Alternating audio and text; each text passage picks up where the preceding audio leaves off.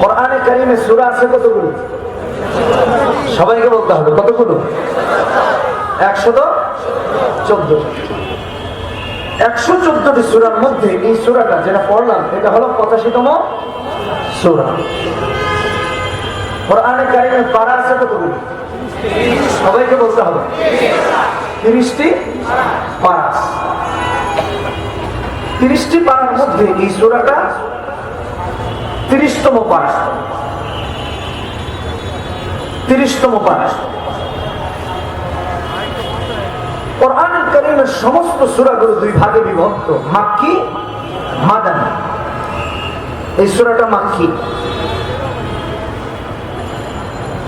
কোরআনের প্রত্যেকটা সূরাতে কম বেশি আয়াত আছে।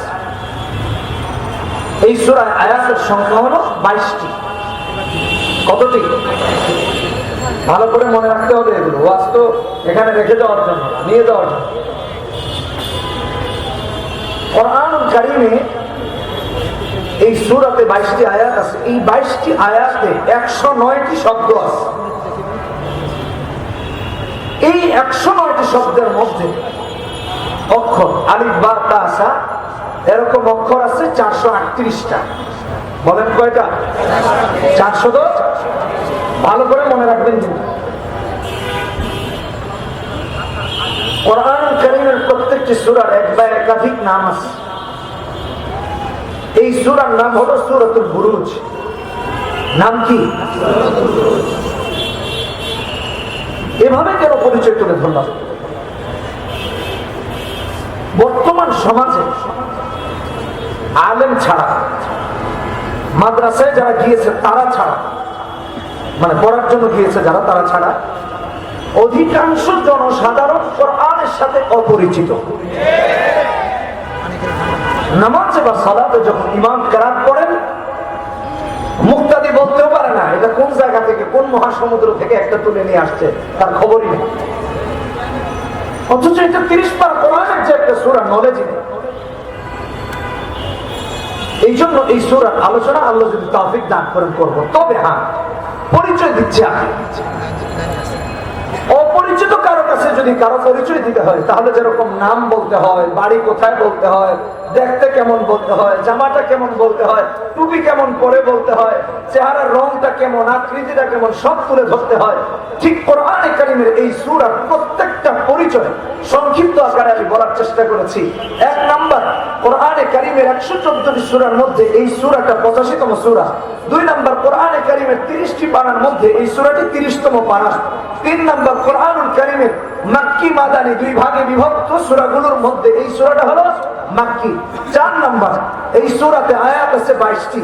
5 নাম্বার, 22টি আয়াতে শব্দ আছে 109টি। 6 নাম্বার, 109টি শব্দে 438টি অক্ষর আছে। আর 7 নাম্বার, এই সূরার নাম সূরাতুল বুরুজ। কখনো কখনো সূরার নাম সূরায় উল্লেখ থাকে, কোন কোন সূরায় আবার উল্লেখ নাই।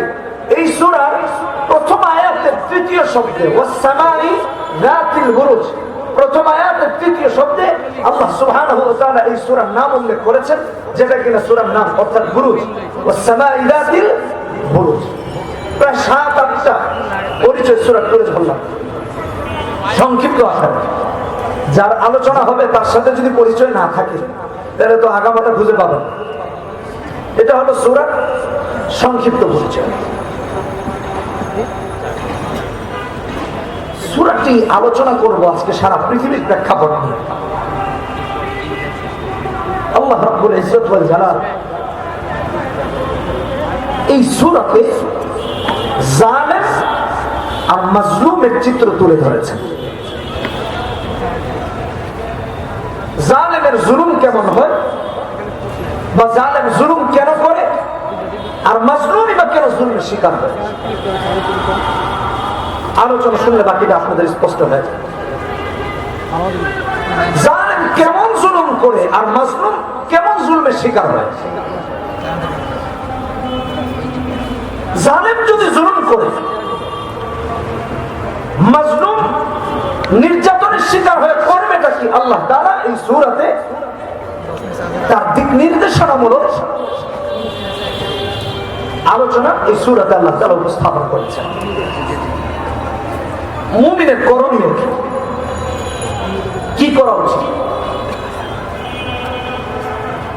এই জন্য আলোচনাটা খুব ইম্পর্টেন্ট,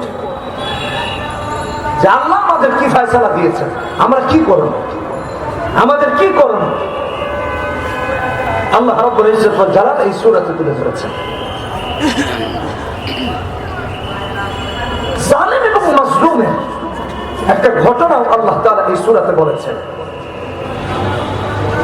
আমাদের সামনে তুলে ধরেছেন। তবে এই ঘটনাটা বলার আগে আল্লাহ তাআলা একবার নয়, দুইবার নয়, তিনবার নয়, তিনটি আয়াতে 4 বার কসম করেছেন। বলেন কয়বার কসম করেছেন? ভালো করে কথাগুলো বুঝতে হবে। কয়বার? 4 বার। আচ্ছা, এটা আমরা মুজাকারা করছি, বুঝেন না, নিজেদের আত্মসমালোচনা। আচ্ছা বলেন তো, কসম কেন করতে হয়? শ্রোতাকে নিজের বক্তব্যের প্রতি বিশ্বাস স্থাপন করানোর জন্য, বিশ্বাস জমানোর জন্য, যে ভাই আমি যে কথাটা বলছি এটা বিশ্বাস কর। বলছো দোস্ত জানিস আমি একটা অমুক কিনেছি, বেটা তোর এটা কি ক্ষমতা আছে? আল্লাহর কসম কিনছি। আচ্ছা যাক, কসম করে যেহেতু বলেছিস এটা মানা যায়, যা মেনে নিলাম। নিজের বক্তব্য সত্যায়ন করার জন্য শ্রোতার কাছে অথবা গুরুত্ব বোঝানোর জন্য নিজের বক্তব্যের কসম করা হয়েছে। আল্লাহ সুবহানাহু ওয়া তাআলা কোরআনে কারীমে বারবার, একবার নয় একাধিকবার, বহুবার কোরআনে হাকিমে কসমের পর কসম করেছেন তার বান্দাদেরকে তার কথাগুলো বোঝানোর জন্য, বিশ্বাস করানোর জন্য। আল্লাহ তাআলার বক্তব্যের প্রতি যারা বান্দার আস্থার বিশ্বাস তৈরি হয়, এজন্য আল্লাহ কসম করেছেন। দুঃখজনক হলো কি জানেন? দুঃখজনক, আল্লাহ যখন এই কসম করে করে একের পরে আয়াত নাযিল করেন, সাহাবায়ে কেরাম আশ্চর্য হয়ে রাসূলের কাছে আসতেন, এসে বলতেন ইয়া রাসূলুল্লাহ, যখন কসমের আয়াত অবতীর্ণ হয়েছে, যে যেখানে কেউ বকরি চড়াচ্ছে, কেউ কৃষি কাজ করছে, কথার কথা বলছে, উদাহরণ দিচ্ছে আর কি, তোমরা এসে নবীজির কাছে হাজির হতেন, ইয়া রাসূলুল্লাহ সাল্লাল্লাহু আলাইহি ওয়াসাল্লাম, আচ্ছা আল্লাহ একটা কথা বলবেন, বলতেছেন কে? বলছেন কে? বলছেন কে? তো আল্লাহ আমাদেরকে একটা কথা বলছেন, এটা কি কসম করে বলার দরকার আছে? আল্লাহ বলছেন, এটাই তো না। আল্লাহ তো কোনো কথা আমাদেরকে বিশ্বাস করানোর জন্য কসম করা হয়, আমরা তো এমনিই মানি। সাহাবায়ে কেরামের ভালোবাসা আল্লাহ, কোরআনের প্রতি কেমন অগাধ বিশ্বাস ছিল তাদের। আর এই আখিরি জামানার উম্মতের অবস্থা তো এমন, আল্লাহ কসম করে বললেও মানে না, একবারের পর আরেকবার করেছেন, আরেকবার করেছেন, একাধিকবার করে কসম করে বলেন, তারপরেও তার কানে যায় না। এখন ইমানের হালত কি একটু পরিমাপ করে।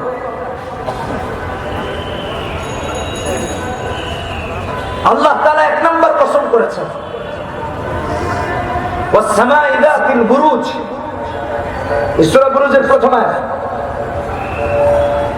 আল্লাহ কসম করেছেন তারকা খচিত আকাশে, আয়াতিন নুজুমা, আকাশে তারা আছে না? কি যেন আমাদের এই যে মিজান ভাই সঙ্গীতটা গাইলেন, আরে কি তারা ভরা হাতে জ্যোৎস্নার আলোতে নাকি? হ্যাঁ, আরে এটা তো আল্লাহ কোরআনে বলেছেন, ইন্না যায়্যানাস সামাআদ দুনিয়া বিজিনাতিল কাওয়াকিব। আল্লাহু আকবার। সূরা সাফফাত 6 নম্বর আয়াত। এই আকাশকে আল্লাহ তারকা দিয়ে সাজিয়েছেন, একের পর এক তারা, একের পর এক তারা, একের পর এক তারা। সবগুলো বানিয়েছেন কে? আল্লাহ। নাকি মাদানী ফাউন্ডেশন দুই একটা বানায় লাগছে, যেগুলো এগুলো আমাদের, মুক্তার আকাশে যেগুলো এগুলো আমাদের, অন্য কারণ এরকম আছে নাই। সব রেখেছেন কে? বলেন কে? আল্লাহ। সাজিয়েছেন কে? আল্লাহ। সুবহানাল্লাহি ওয়া বিহামদিহি। আল্লাহ আরো বলেছেন কোরআনে, ওই কথায় যাচ্ছে। এখন একটা প্রশ্ন প্রত্যেকের মনে উদিত হয়েছে যে হুজুর, আচ্ছা কসম তো আল্লাহ ছাড়া কারো নামে করা যায়, এখন আল্লাহ যে তারকা খচিত আকাশের কসম করলেন, এটা কেমন? এই হিসাব তো বুঝলাম।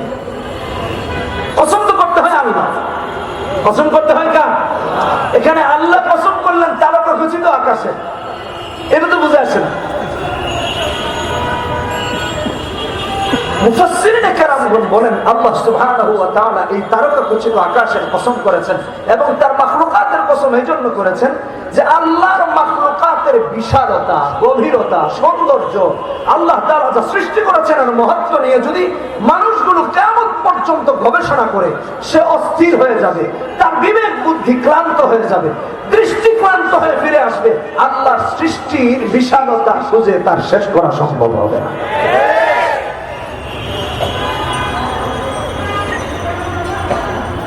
আল্লাহ তাআলা এই জন্য তার মাখলুকাতের কসম করেছেন,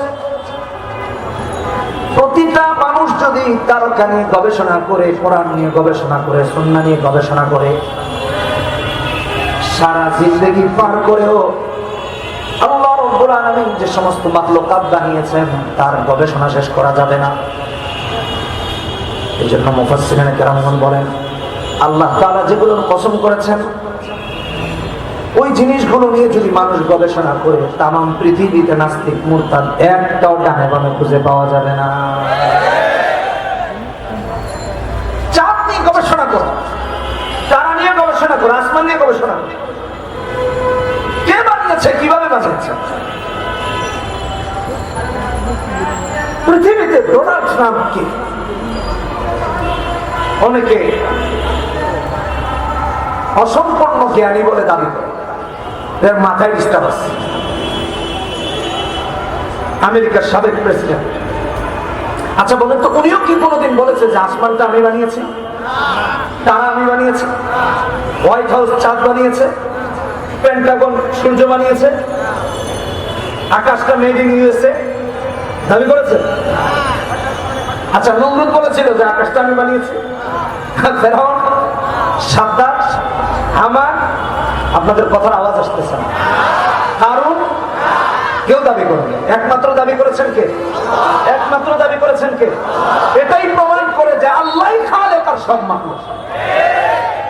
একমাত্র সৃষ্টিকর্তা কে? আল্লাহ সুবহানাহু ওয়া তাআলা। এটাই আল্লাহর সৃষ্টির প্রমাণ। পৃথিবীতে একজন মানুষ, একজন বিজ্ঞানী, একজন বিশেষজ্ঞ আর দেখাতে পারবেন না যিনি দাবি করবে যে চাঁদ তিনি বানিয়েছেন, সূর্য তিনি বানিয়েছেন, আকাশ তিনি বানিয়েছেন। একমাত্র দাবিদার আল্লাহ। আর আল্লাহ আরো বলছেন, আল্লাযী খালাকা সাবআ সামাওয়াতিন তিবাকা। কোরআনে হাকিম খুলে দেখুন, সূরা মুলক 3 নম্বর আয়াত, 4 নম্বর আয়াত, 5 নম্বর আয়াত। الذي خلق 7 سماوات طباقا الذي خلق 7 سماوات طباقا ما ترى في خلق الرحمن من تفاوت ما ترى في خلق الرحمن من تفاوت فارجع البصر هل ترى من فطر فارجع البصر هل ترى من فطر ثم ارجع البصر كرتين ينقلب إليك البصر خاسئا وهو حسير। আকাশের দিকে তাকান, আকাশের দিকে তাকান, সূর্যের দিকে তাকান, চাঁদের দিকে তাকান, তারকাগুলোর দিকে তাকান, দৃষ্টি ক্লান্ত হয়ে ফিরে আসবে। মা তারা ফি খালকির রহমান মিন তাফাউত। চাঁদে কোনো ভুল খুঁজে পাবেন না, সূর্যে কোনো ভুল খুঁজে পাবেন না, আসমানে কোনো ভুল খুঁজে পাবেন না। আকাশ কোনো দিকে ফেটে গিয়েছে আর ভূমিকম্প হয়েছে, এটা কেউ দেখাতে পারবে না। অথবা পৃথিবীর কোন জায়গার আকাশটা অন্য কালার হলে সুন্দর হয়ে যেত, এমন দাবিদারও পৃথিবীর কাউকে পাবেন না। অথবা নিজস্ব কোনো ক্ষমতা দিয়ে আকাশকে ভিন্ন কালার করে দেয়া, এরকমও কোনো লোক পৃথিবীতে পাবেন না। আল্লাহ তাআলা বলছেন, সুম্মা রজি'ল বাসারা কাররাতাইন ইয়ানকালিবু ইলাইকাল বাসারু খাসিআন ওয়া হুয়া হাসীর। তাকিয়ে থাকলে চক্ষু ক্লান্ত হয়ে যাবে, দৃষ্টি ক্লান্ত হয়ে ফিরে আসবে, কিন্তু আল্লাহ সৃষ্টিতে কোনো ভুল খুঁজে পাবে না, ভুল খুঁজে পাবে। এই জন্য আল্লাহ তারকাখচিত আকাশের কসম করে জানান দিয়েছেন যে আমার আল্লাহর ক্ষমতা কত বেশি, চিন্তা করে। সুবহানাল্লাহ। আল্লাহর ক্ষমতা বেশি না কম? আল্লাহ রাব্বুল ইজ্জত ওয়াল জালাল এভাবেই তার সৃষ্টির পরিচয় তুলে ধরেছেন। দ্বিতীয় কসম করেছেন ওয়াল ইয়াউমিল মাউউদ। খেয়াল করে শুনুন, আইয়ামুল কিয়ামah, কিয়ামত দিবসের, কিয়ামত দিবসের কসম করেছেন। আচ্ছা ভাই, আল্লাহ কিয়ামত দিবসের কসম করলেন কেন? সূরা হজ প্রথম আয়াত, ইন্না জালজালাতাস সাআতি শাইউন আযীম। মহাপ্রলয় যেটাকে বলা, কি ভয়াবহ অবস্থা হবে। একবার রাস্তা দিয়ে আসছি তো, সিলেট থেকে আসছিলাম, মাধবপুর পার হয়ে ওখানে একটা প্রাণী তো আমাদের পাশ দিয়ে একটা লোড ট্রাক যাচ্ছে, লোড মানে আমরা ওভারটেক করছি আর হঠাৎ করে চাকা ব্রাস্ট হয়ে গেছে। আমার মনে হয়েছে যে কয়েক ঘন্টা মনে হয় কানে আর কিছু শুনি না, অথচ গাড়ির ভেতরে কিন্তু গ্লাস লাগানো। আর এটা তো জানি কোন জায়গায় বাস হচ্ছে, কি বলেন, এই যে আমাদের সেক্রেটারি সব বসা আছে আজকে সব, এজন্য বললাম রাস্তায় একটা ট্রাকের চাকা যদি ব্লাস্ট হয় তাহলে খালি দৌড়ায়, আওয়াজ আর শব্দকে সহ্য করতে না পারে। বাস্তব কথা বলছি, কিয়ামতের ভয়াবহতা কেমন হবে একটু চিন্তা করে দেখেন। মারাত্মক মারাত্মক। ইন্না জালজালাতাস সাআতি শাইউন আযীম। এই কিয়ামতের কসম আল্লাহ করেছেন, ওয়াল ইয়াউমিল মাউউদ। সাবধান হও যে আল্লাহ এই বিশাল পৃথিবীকে মুহূর্তের মধ্যে শেষ করে দিবেন, তার ক্ষমতা কত বেশি চিন্তা করে দেখেন। সুবহানাল্লাহি ওয়া বিহামদিহি। আপনার আমার কি ক্ষমতা আছে? আকাশ ছুঁইতে পারি না? একটা গুলি টুলি করে আকাশে পাঠাতে পারবে না? নাসা এমন কোন কামান বানিয়েছে যে দুই একটা মঙ্গল গ্রহে পাঠায় দিয়ে এখান থেকে মেরে, আছে নাকি? আল্লাহু আকবার। চিন্তার বিষয়, কে বানিয়েছেন? অথচ এই আকাশটাকে আল্লাহ কিয়ামতের শেষ করে দিবেন মুহূর্তের মধ্যে, তোলার মতো উঠতে থাকবে।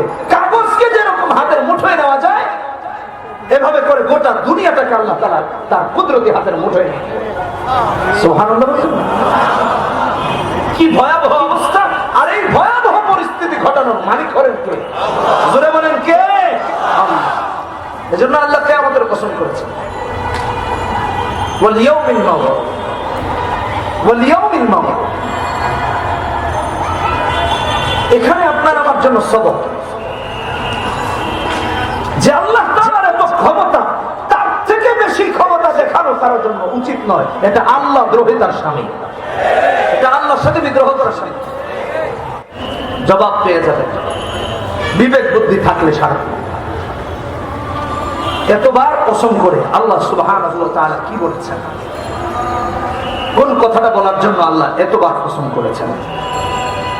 একটা ঘটনা বলার জন্য। খেয়াল করে শুনেন, ঘটনাটা হলো এই কিচ্ছা বলার জন্য। এই কিচ্ছাটা কিন্তু কোরআনেও আছে, এটা হাদিসেও আছে। কোরআনে যেমন এর পরের আয়াতগুলোতে আল্লাহ তুলে ধরেছেন, হাদিসের মধ্যে মুসলিম শরীফের হাদিস, ইমাম মুসলিম আলাইহির রাহমা ৭৭০৩ নম্বর হাদিসে বলেছেন, পূর্বের জামানায় এক বাদশা ছিল। ঘটনাটা কিন্তু কোরআনে, আগে বুঝে না, নাইলে কাজ লাগায়। ঘটনাটা কোত্থেকে বলছি? ঘটনাটা কোত্থেকে বলছি? ১ নম্বর কোরআন থেকে। ২ নম্বর তাফসীরুল কোরআন বিল হাদিস যদি হয়, যে কোরআনের তাফসীর হাদিস দিয়া, তাহলে এটা মুসলিম শরীফের ৭৭০৩ নম্বর হাদিসেও এই ঘটনা এসেছে। প্যাচ লাগায়েন না। এক বাদশা ছিল, নিজেকে রব দাবি করেছে। আর এটা নিত্য নতুন কথা নয়, পুরাতন। আগের যুগের বাদশারা নিজেকে রবই দাবি করত, যেমন ফেরাউন। সূরা নাজিআতে ২৪ নম্বর আয়াতে এসেছে, ফাকালা আনা রাব্বুকুমুল আ'লা, নিজেকে বড় রব দাবি করেছে। নাউযুবিল্লাহ বলেন। তো আগের রাজা বাদশারাও নিজেকে রব দাবি করত। নিজের ক্ষমতাকে টিকিয়ে রাখার জন্য জাদুকর পালত, জাদুকর। তো ওই বাদশারও একজন জাদুকর ছিল। একদিন জাদুকর এসে বলছে, বাদশা মহোদয়, আমি যদি মরে যাই তাহলে আপনার রাজ্য কে টিকিয়ে রাখবে? এক কাজ করেন, পুরো দেশ থেকে যাচাই করে, বাছাই করে, চুজ করে, খুঁজে খুঁজে একজন ব্রিলিয়েন্ট, মেধাবী, মেধা সম্পন্ন, বুদ্ধিমান ছেলে জোগাড় করে আমার কাছে পাঠান। আমি তাকে জাদু শিখাবো। কি শেখাবো? জাদু শেখাবো। আমার যদি মরণ হয়ে যায়, তাও যেন আপনার রাজ্যের কোনো ক্ষয়ক্ষতি না হয়। জাদুকর বানায় দিয়েছে। বাদশা বলল, বুদ্ধি তো খারাপ না, খুব সুন্দর বুদ্ধি। বাদশা আল্লাহু আকবার, সবাই একটু নিজ দায়িত্বে আগায় বসে। সবাই একটু, আমি বারবার কথা বলবো না, আপনারা নিজেরাই আগায় বসেন। সময় তো নষ্ট করা আমি খুব অপছন্দ করি। যেমন আজে বাজে কথা বলি না, সময় নষ্ট করতে চাই না। সবাই আগে আসেন, সবাই নিজ দায়িত্বে আগায় বসেন, পেছনে জায়গা হচ্ছে না। মাশাআল্লাহ। এই বাম দিকে অথবা পেছনে যারা আছে আপনারা বাম দিকে আগায় আসেন, আমাদের ডানে বামে কাছে আসেন। তাহলে একটু, যদি আল্লাহ হাসরের মাঠে কাছাকাছি থাকার তৌফিক দেয়, বুঝলেন না? আগায় আসেন, কোনো সাউন্ড করবেন না। হ্যাঁ, সময়টা স্বল্প তো, তাই মূল কোথায় যায়? বসে যান, জায়গায় জায়গায় আগায় আগায় বসে যান, কোনো বিশৃঙ্খলা যেন সৃষ্টি না হয়। মনে আছে বাদশার কথা? বাদশা পুরো দেশ থেকে এক বুদ্ধিমান ছেলে জোগাড় করে জাদুকরের কাছে পাঠিয়েছে যে তুমি প্রতিদিন এই জাদুকরের কাছে যাবা আর জাদু শিখবা। ছেলেটা বলছে ঠিক আছে যাবো না। আবার যেহেতু তাদের রব ও নাউজুবিল্লাহ, বাদশা নিজেকে রব দাবি করে। ছেলেটা প্রতিদিন জাদুকরের বাড়ি যায় জাদু শিখতে, আবার বাড়ি থেকে তার বাড়ি ফিরে আসে। যাতায়াতের পথে ঈসা আলাইহিস সালামের অনুসারী এক আলেমের বাসা পড়েছে রাস্তার মধ্যে। তো ছেলেটা এই আলেমের বাড়ি যেহেতু রাস্তার মাঝখানে এক জায়গায় বাড়িতে যায় মাঝে মাঝে। তো আলেম তাকে জিজ্ঞেস করলেন, আচ্ছা তুমি এদিকে কোথায় যাও? বলে এই তো আমাদের বাদশা, আমাদের রব নাউজুবিল্লাহ, উনি জাদু শিখতে পাঠিয়েছেন, আমাকে ঠিক করেছেন ওই রাজার যে জাদুকর আছে তার কাছে জাদু শিখতে যাই। তো আলেম বলছেন বাদশা তো রব হতে পারে না, এক নাম্বার। দুই নাম্বার তুমি যা শিখছো এগুলো হলো শিরক, এটা জায়েজ না। বলছে তাহলে কি করবো? সংক্ষেপে বলছে আলেম তাকে দাওয়াত দিলেন, পড়ো লা ইলাহা ইল্লাল্লাহ, মুমিন হয়ে যায়। ছেলেটিও যেহেতু বুদ্ধিমান, তো কালেমা পড়ে মুসলমান হয়ে গেছে। সমস্যা এখানে, এখন সে জাদুকরের কাছেও জাদু শিখতে যায়, আর ঈমান আনার পরে ইলম অর্জনের জন্য এই আলেমের বাড়িতেও যায়। এখন সেখান জায়গা দুইটা। এই জন্য আমি খুব দরদ দিয়ে বলতে চাই, ঈমান আনার পরে সব থেকে গুরুত্বপূর্ণ দায়িত্ব হলো ইলম শেখা, ইলম অন্বেষণ। এই জন্য আমি আমার প্রত্যেক বাবাকে বলতে চাই, সন্তানকে আলেম বানান, সন্তানকে আলেম বানান। কমপক্ষে এতটুকু দিন শেখান যেটা মানলে পরে হালাল হারাম বুঝতে পারে, দিন মেনে চলতে পারে, তারপরে ডাক্তার হোক, তারপরে ইঞ্জিনিয়ার হোক, তারপরে লয়ার হোক। অন্তত পক্ষে চোর ডাকাত হবে না, নাস্তিক হবে না, মুরতাদ হবে না, আল্লাহর সাথে নাফরমানি করবে না। দিন শেখা। ছেলেটা ঈমান আনার পর দিন শিখতে আরম্ভ করেছে আলেমের কাছে কি। তো একদিন যাতায়াতের পথে রাস্তার মাঝখানে হাদিসে এসেছে, এই মুসলিম শরীফের এই হাদিস, দাব্বাতিন আযীমাতিন, রাস্তার মাঝখানে একটা বড় ভয়ঙ্কর প্রাণী, অজগর সাপ হতে পারে, বাঘ হতে পারে, সিংহ হতে পারে। ওই পারের মানুষ আটকে গেছে, এবারের মানুষ আটকে গেছে, কেউ রাস্তা চলাচল করতে পারছে না, ছেলেটাও আটকে যাচ্ছে। তো ছেলেটা দাঁড়িয়ে চিন্তা করছে, আচ্ছা আমি তো একদিকে আলেমের কাছে যাই দিন শিখতে, আরেকদিকে জাদুকরের কাছে যাই কুকুর শিখতে, মানে জাদু শিখতে, এটা তো না যায় খারাপ, করবো না। আজকে পরীক্ষা হবে আলেম আল্লাহর কাছে প্রিয় নাকি জাদুকর আল্লাহর কাছে। সুবহানাল্লাহ বলুন। আমি তো দুদিকে আছি, কিন্তু আমাকে ধরতে হবে কোনটা ফাইনালি, এটা আজকে ডিসিশন হবে। রাস্তা থেকে ছোট একটা পাথর হাতে নিয়েছে, হাদিসের মধ্যে এসেছে, হাদিসের মধ্যে পাথর নিয়ে বলছে, আল্লাহুম্মা ইন কানা আমরুর রাহিবি আহাব্বা ইলাইকা মিন আমরিস সাঈ ফাকতুল হাযিহি দাব্বা। যে আল্লাহ, পাথর ছোট, এটা কিন্তু ওই প্রাণীর মোকাবেলায় কিছুই না, ওই প্রাণীকে হত্যার জন্য যথেষ্ট পরিমাণ ক্ষমতা বানো না, কিছুই না, ছোট্ট একটা পাথর নিয়ে বলছে, আল্লাহ ইন কানা আমরুর রাহিবি আহাব্বা ইলাইকা মিন আমরিস সাঈ ফাকতুল হাযিহি দাব্বা। জাদুকরের তুলনায় আলেম যদি তোমার কাছে বেশি প্রিয় হন, আলেম যদি জাদুকরের তুলনায় তোমার কাছে বেশি প্রিয় হন, আমি এই পাথরটি মারার সাথে সাথেই যেন এই প্রাণীটা নিঃশেষ হয়ে যায়। বুঝে নিব আলেম সত্য, বুঝে নিব লা ইলাহা ইল্লাল্লাহ সত্য, এবং এটার উপর ঈমান আনতে হবে। কারণ আমি তো দুদুল্য মানুষ, কোনটা শিখবো, কোনটা ফাইনালি করবো। যুবক এই কথা চিন্তা করে এই পাথরটা নিক্ষেপ করতে দেরি হয়েছে, প্রাণীটি মৃত্যুবরণ করে নিঃশেষ হতে দেরি হয় নাই। প্রমাণিত হয়ে গেছে সত্যকে বাদশা রব আর জাদুকর ভ্রান্ত, বরং আলেম যা শিক্ষা দিচ্ছেন এটাই আল্লাহর কাছে গৃহীত বা গ্রহণযোগ্য। ছেলেটা আলেমের কাছে গিয়েছে যে হুজুর আজকে তো রাস্তায় এই ঘটনা ঘটেছে, বলছে বলছো কি? বলে হ্যাঁ। আলেম বললেন আলিয়াউম আনতা আফদালু মিন্নি, আজকে থেকে আল্লাহর কাছে তুমি আমার চেয়ে বেশি মর্যাদা পাচ্ছ। তবে শোনো, এখন তোমার উপর ইমানি অনেক পরীক্ষা আসবে, আমার কথা কাউকে বলে দিও, তাইলে দাওয়াত দেওয়া বন্ধ হয়ে যাবে। আমাকে তো আরো দাওয়াত দিতে হবে, আমাকে দিন আরো প্রচার করতে হবে, আমার কথা কাউকে বললাম। ছেলেটা বললো হুজুর ঠিক আছে, কারো কাছে বলতে হবে। যুবকের এই কাণ্ড দেখে যে ছোট পাথর মেরে এই প্রাণী নিঃশেষ করে দিয়েছে, এলাকা দেশের মানুষের মধ্যে ভিন্ন চিন্তা চেতনা উদ্রেক হয়েছে। ওরা বলছে বাপরে বাপ, এই ছেলের হাতে না জানে কি জাদু, এই পাথর মারলো প্রাণী নিঃশেষ হয়ে গেছে, হাতে না জানে কি জাদু আছে। অন্ধ এসে বলে ভাই তোমার হাতটা চোখে বোলায়া দাও, হে আল্লাহর নামে এই ছেলেটি হাত বুলিয়ে দে, চোখ ভালো হয়ে যায়, পা বুলিয়ে দে, অঙ্গুত্ব দূর হয়ে যায়, মুখে বুলিয়ে দে, বুবা ভালো হয়, আল্লাহ তাআলার রহমতে কথা বলার মতো মালিক। পুরা দেশের ভিতরে এই প্রচার হয়ে গেল।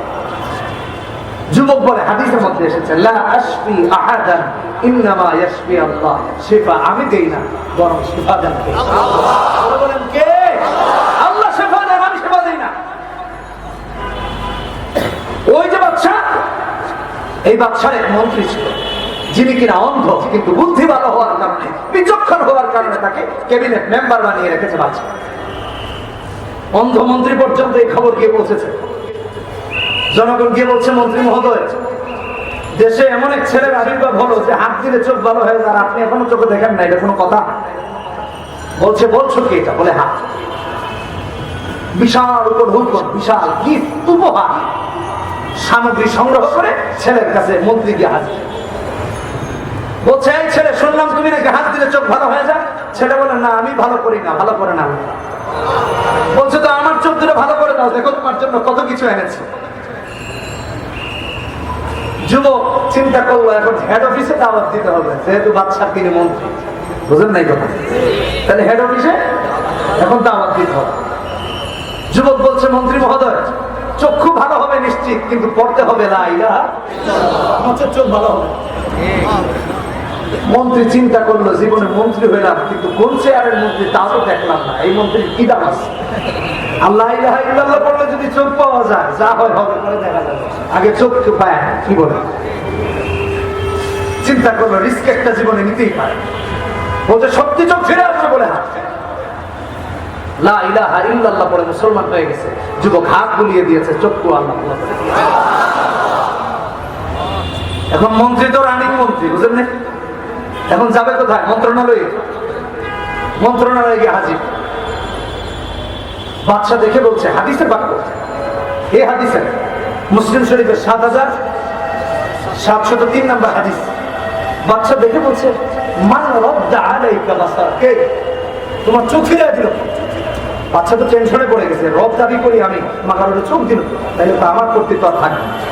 টেনশনে পড়ে গেছে না? কথা আমার বুঝেন নাই? এই ডরে কিন্তু সবাই থাকে, কথা আমার বুঝেন নাই? এই ডরে সবাই অস্থির, না জানি কখন চেয়ার পিছলাই। বাদশাহ চিন্তা করছে যে মন্ত্রী আমার চোখ পাইল, না জানি আবার কে রব দাবি করে, টেনশনে আছে। মান রাদ্দা আলাইকা বাসারাক, মুশরিক বাদশার সামনে মন্ত্রী কঠিন ভাবে ধার্যহীন করতে বলে দিলেন রব্বি আল্লাহ, আমার আল্লাহ আমার চক্ষু ফিরে আসলে।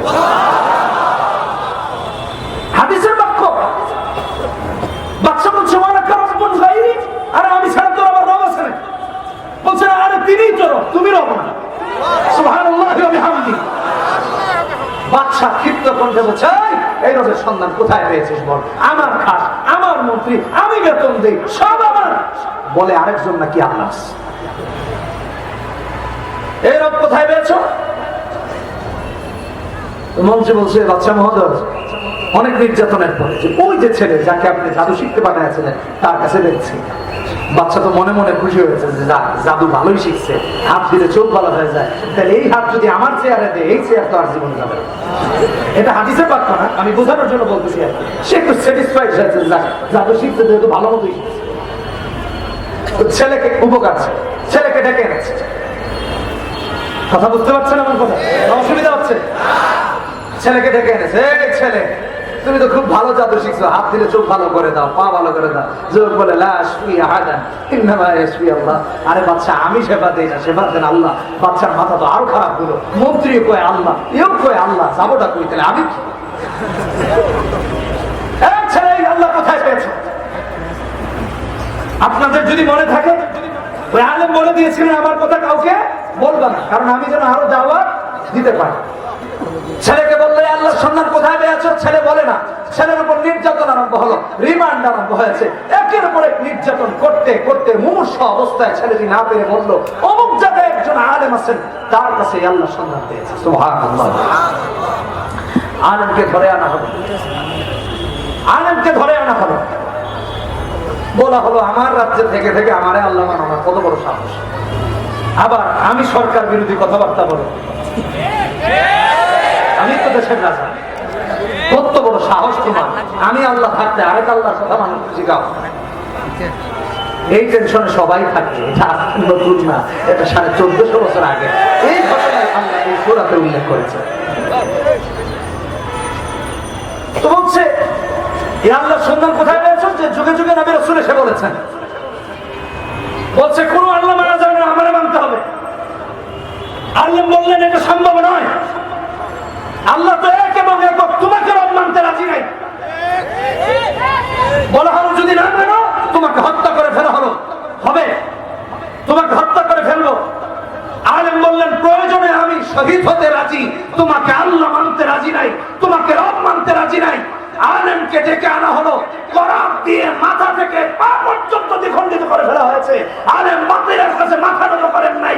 আমরা এই যুগের হক্কানি আলেমরা তো ওই আলেমদের ওয়ারিস, তারা বাতিলের কাছে মাথা নত করেন না।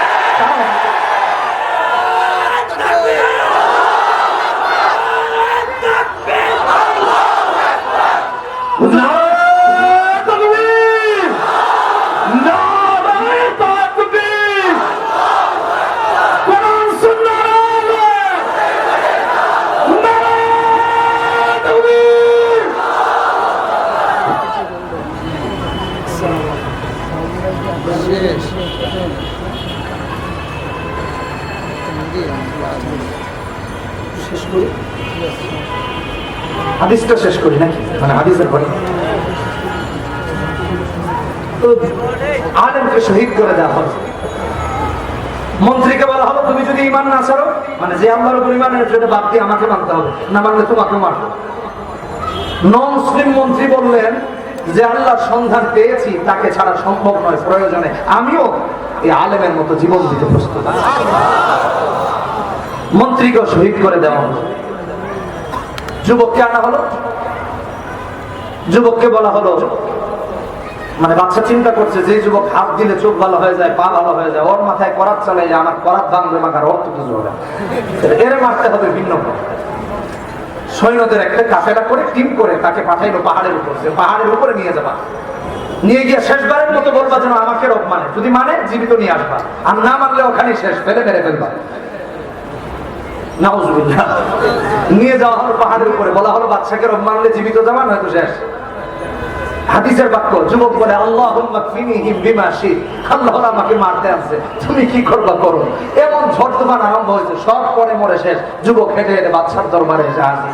বাদশা বলে আরে তুমি এখানে? বলে এই তো আসলাম। কই তোমার সাথীরা কই? হাদিসের বাক্য বলে কাফানিহিমুল্লাহ, ওদের জন্য আমার আল্লাহই যথেষ্ট হয়ে গেছে। বাদশা চিন্তা করলো আরে তো পাহাড়ে মারা যাবে না, তাহলে সমুদ্রে পাঠাও।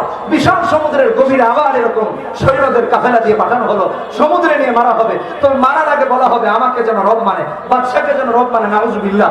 যুবককে আবার বলা হলো যদি বাদশাকে রব মানো ফিরিয়ে নিয়ে যাবো, নচেত এখান থেকে জীবিত যেতে পারবে না, এখানেই মেরে ফেলা হবে। যুবক বলল আল্লাহুম্মা কফিনিহিম বিমা শি'ত। সমুদ্রের পানি এমন উত্তাল হলো, জাহাজ সমুদ্রে সব ডুবে ডুবে শেষ। যুবক আবার বাদশার দরবারে গিয়ে হাজির। বাদশা বলে আরে তুমি আবার এখানে? বলে কাফানিহিমুল্লাহ, ওরা কই? ওদের জন্য আমার আল্লাহই যথেষ্ট হয়ে গিয়েছেন। আরে আলেমরা বলে আমার আল্লাহই সবার জন্য যথেষ্ট হয়ে গেছে। যুবককে বলছে আচ্ছা তোমাকে তো মারতে পারি না, তো তোমাকে মারবো কিভাবে? বলছে আমার শেখানো পদ্ধতিতে আমাকে মারতে হবে। ঠিক আছে, বলছে শোনো, আমার তীর আমার ধনুক দিয়ে আমাকে মারতে হবে, বিশাল সমাবেশের আয়োজন করো, মঞ্চ বানাও, আর আমার তীর আমার গায়ে মারবা, তবে বিসমি রব্বিল গোলাম, তথা আমার রবের নামে মারতে হবে, তুমি রবের নামে মারলে হবে না। বলছে তাও করবো, তাও মারবো। সমাবেশের আয়োজন করা হলো, যুবককে মঞ্চে ওঠানো হলো, বিসমি রব্বিল গোলাম, দেশের সবার সামনে সবাইকে হাজির করে সেই সমাবেশে বিসমি রব্বিল গোলাম তথা যুবকের রবের নামে তীর মারলাম বলে তীর মেরেছে, যুবক শহীদ হয়ে গিয়েছে। উপস্থিত সবাই বলে উঠলো আমান্না বিরব্বিল গোলাম লা ইলাহা ইল্লাল্লাহ। বাদশা বলেছে যুবকের রবের নামে তীর মারলাম, সবাই বলে আমরাও যুবকের রবের উপর ঈমান এনে পড়লাম লা ইলাহা ইল্লাল্লাহ। সব কালেমা পড়ে মুসলমান। এই ঈমান আনার অপরাধে কুতিলা আসহাবুল উখদুদ আন-নার যাতিল ওয়াকুদ ইহুম আলাইহা কুউদ ওয়া হুম আলা মা ইয়াফআলুনা বিল মুমিনিনা শুহুদ। একজন ঈমানদারদেরকে ঈমান থেকে না ফিরাতে পেরে, ঈমান থেকে বিচ্ছিন্ন না করতে পেরে, ঈমান হারা না করতে পেরে এক একজনকে আগুনে পুড়িয়ে পুড়িয়ে পরিখা খনন করে শহীদ করা হয়েছিল। এক একজনকে শহীদ করা হয়েছিল। হাদিসের বাক্যে এসেছে হাত্তা জাআত ইমরাআতুন ওয়া মাআহা সাবিয়্যুন, একজন মাকে আনা হয়েছে যার কোলে দুধের বাচ্চা, ছোট্ট বাচ্চা কোলে, মা আগুনে জাপ দিবে কিন্তু কাঁদছে, যেই বাচ্চাটাকে নিয়ে আমি আগুনে কিভাবে জাপ দেই, কিভাবে আগুনে জাপ দিব। আল্লাহ রাব্বুল ইজ্জত ওয়া জালাল ছোট্ট বাচ্চার মুখে সবার জারি করে দিলেন। ছোট্ট বাচ্চাটি বলছে ইয়া উম্মাসবিরি ফাইন্নাকা আলাল হক, মা আমার ধৈর্য ধারণ করো, তুমি হকের উপর আছো, শহীদ হয়ে যাও।